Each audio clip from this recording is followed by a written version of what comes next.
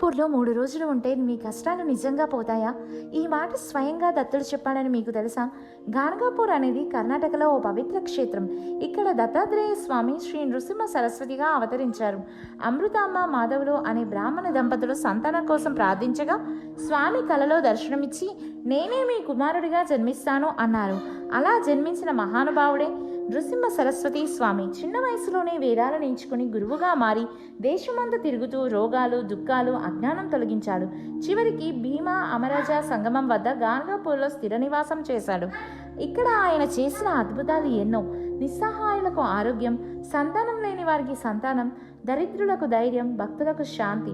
స్వామి మాట ఒక్కటి, నన్ను నమ్మి ఇక్కడ 3 రోజులు ఉంటే మీ కష్టాలు నేనే తీసుకుంటాను.